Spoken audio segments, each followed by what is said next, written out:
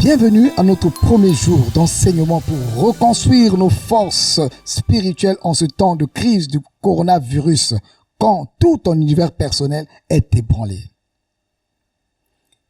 Écoutez ceci. Quelqu'un peut-il m'aider? Je suis consternée. Je viens d'entendre dire que la Covid-19 serait désastreuse. Mais je n'ai jamais imaginé qu'une pandémie mondiale pourrait autant affecter ma famille, ma communauté et moi-même. C'est pire que ce que j'avais pensé. Même si on fait tout ce qu'il faut faire, demeurer à la maison, respecter la distanciation sociale, je ne suis pas certaine que mes bien-aimés sont en sécurité et qu'ils vont s'en tirer. Qu'est-ce que je peux faire? Où puis-je trouver de l'aide? Quelqu'un d'entre vous manque de... Nous avons tous déjà regardé des reportages de catastrophes. Bien sûr, les images et les extraits sonores de tremblements de terre, d'inondations, de conflits armés, de famines et d'épidémies qui nous sont présentés nous donnent un aperçu de la situation. Mais jamais il n'arrive à nous communiquer l'incertitude, les pertes et la souffrance que ces événements entraînent dans la vie de ceux qui en sont victimes. Mais maintenant que nous sommes touchés par une pandémie mondiale, la vie est difficile et personne n'y échappe. Tous, autant que nous sommes, nous devons nous ajuster à la situation et envisager des pertes douloureuses. Essayer de composer avec ce qui nous attend requiert toutes nos forces et nos capacités, et même plus encore. Nous ne sommes pas les seuls à nous être sentis inquiets, faibles ou inadéquats en pareilles circonstances. D'autres personnes ont aussi eu besoin d'aide dans les temps difficiles.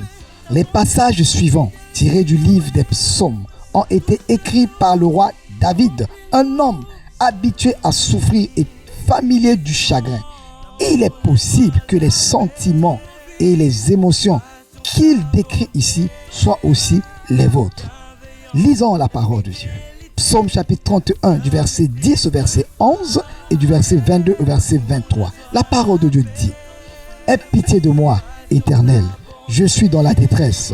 Le chagrin me ronge les yeux, l'âme et le corps entier. Ma vie se consume en tourment. Mes années en gémissement, les forces m'abandonnent. 22 au verset 23. Béni soit l'Éternel, car il m'a témoigné son merveilleux amour. Lorsque je me trouvais dans une cité assiégée, désemparée, je me disais: il ne se soucie plus de moi. Mais tu m'as entendu quand je te suppliais, quand je t'appelais à mon aide. Alléluia. Qu'aimeriez-vous dire à Dieu concernant cette désastreuse pandémie et son impact sur votre vie actuelle? Je prie le Seigneur que tu puisses être un homme, une femme de prière en ce temps difficile de la crise du coronavirus. Que la puissance de Dieu te touche et que tu puisses prier avec nous pour que la main de Dieu descende. Que le souci qui est dans ton cœur, que tu puisses voir qu'effectivement que Dieu t'a témoigné son amour. Son amour est pour toi. Son amour est pour toi. Que la grâce de Dieu soit avec vous. Amen.